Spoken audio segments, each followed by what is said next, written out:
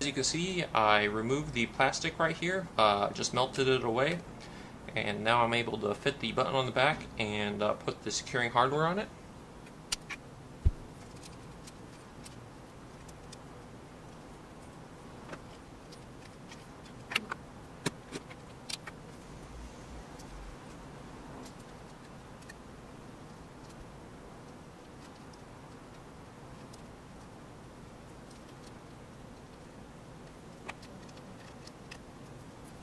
Well, as you can see, I installed my buttons, and they don't look too shabby if I say so myself.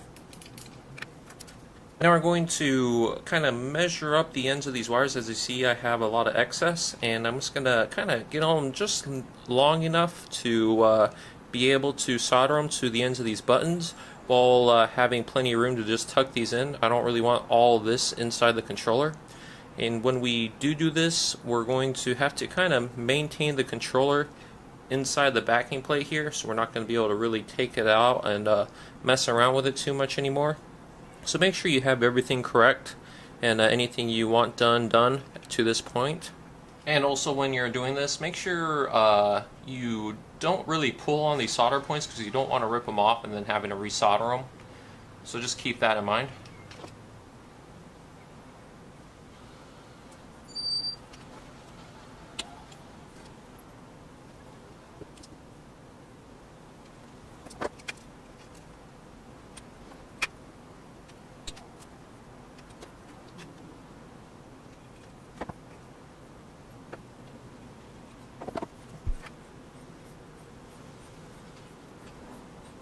Alright, now that the ends of these wires are stripped and I didn't take off my solders, I'm going to place the circuit board into the back of the controller.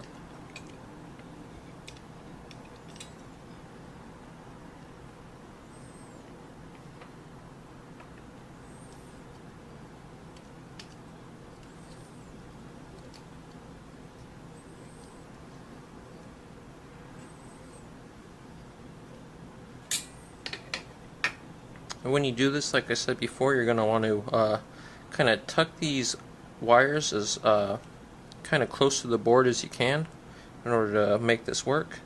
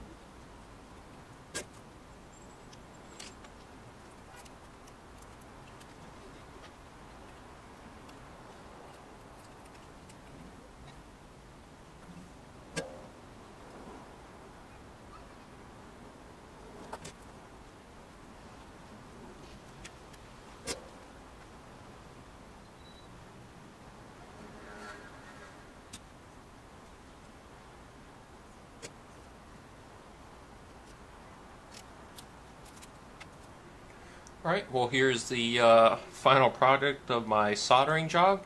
And these solders are very good, but these are kind of crap, and that's because I had to reuse these buttons for my first attempt with my horrible soldering iron. And I couldn't really push the wires through the holes because they were kind of filled up with the previous wires and solder. So all I did was I kind of, if there was a small gap or something, I pushed the wire through it and kind of bent it to kind of secure it. And if not, I just kind of wrapped it around the other solder mess and then just resoldered over that, and that's how I fix these. So these are good to go, and I'm going to start reassembling the controller. Alright, one thing we're going to have to do is, because we added some extra material within the controller, is we're going to have to kind of slowly kind of piece this thing together to meet stuff up, I guess. And you'll notice that these little kind of, I guess, support beams, or I don't know what the hell you'd call these, but these little plastic pieces right here are going to interfere with our newly placed buttons. So what we're going to do is just use our crappy soldering iron and melt these points away so that this will sit flush. And try and be careful when doing this. You don't want to overdo anything, and you don't want to like take out these holes right here, because these are what will kind of secure the various points in your controller. But you just want to take out this lip here and make sure you don't mess up the outside of this. You don't want your controller looking funky.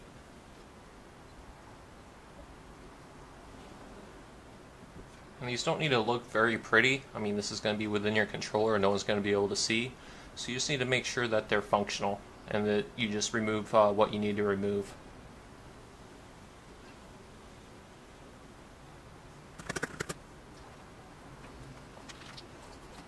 And as you can see, I removed enough material, so now this piece fits flush with the back of the controller.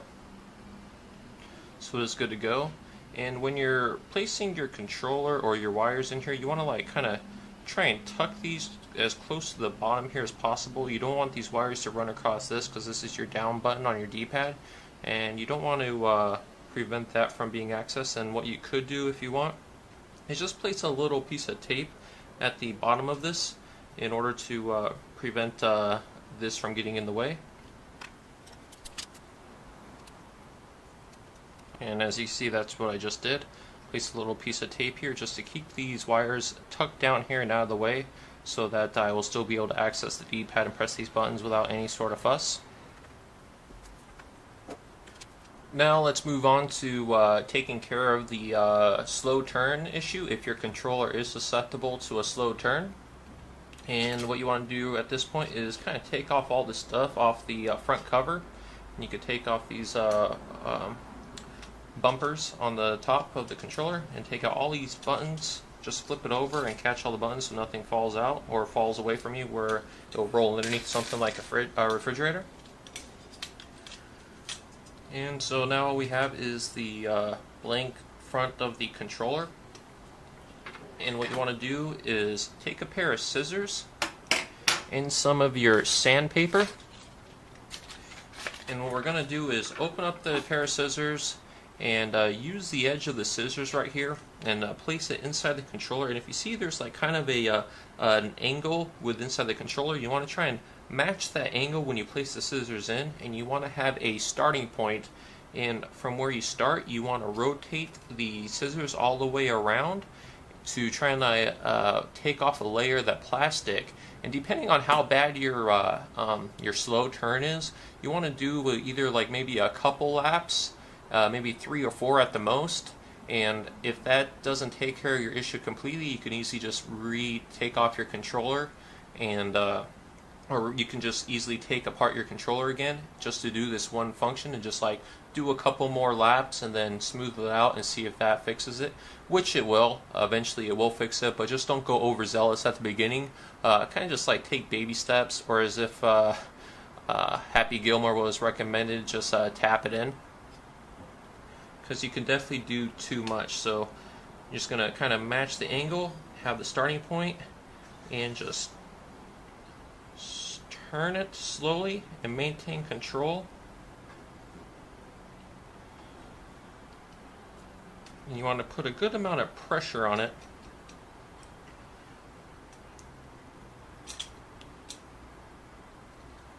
And we got to our end. So as you see, I got a nice good sliver, and you want to have a continuous sliver when you're doing this. And then just do it again. And you don't need to put a whole lot of force, but just enough to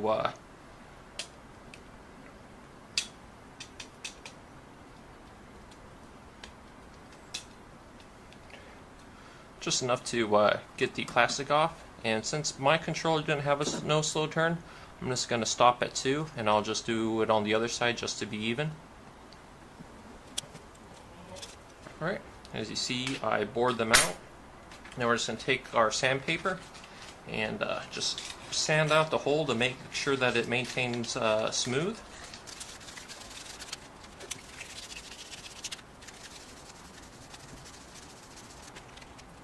And the inside of these analog stick holes are smooth, so we're good to go. Alright, now we just fixed the no slow turn issue of the Xbox controller. Next thing we have to do is on the front cover, on the back of it, you'll see that there's these supports for the rumble packs. Since we're not going to be using the rumble packs anymore, and we have these buttons in its place, we want to melt these away so that these won't interfere with our buttons or the wiring or anything. And to do that, we're just going to use our soldering iron like before and just kind of melt these down to really push these down so that they won't interfere with anything. And just make sure you don't poke a hole around the edge here or on the inside here, or else you're going to have this like funny looking divot, and your controller's not going to look as bomb as it should be.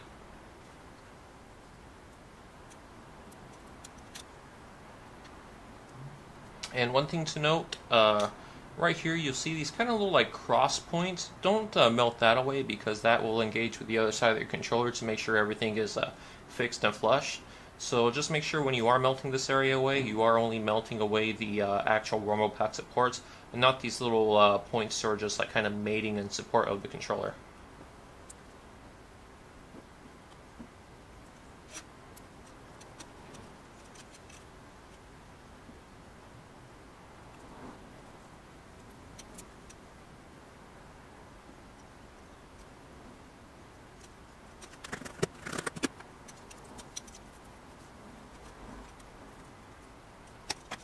And as you can see, here's the finished product.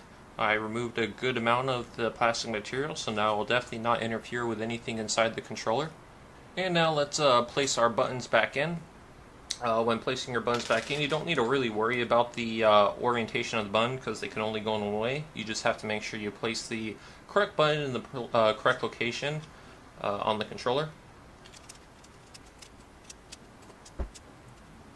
Okay, now that we have our buttons back in, you want to keep it face down like so. If you flip it around, you're going to have all your buttons fall out and go everywhere. Alright, now that we finished all that, we're going to place our new analog sticks on the controller. These go on real easy. You just have to make sure you match up the hole to the actual stick part here, and just push down until you hear the click, and you're good to go. Do the same with the other side. Alright, one thing to make sure you do before you forget is place this thing back on to over the buttons. Now take the back of your controller and flip it over and sandwich it onto the front of the controller, and make sure you go slow with this. You don't need to rush anything. Just make sure everything meets up correctly and nicely and flush.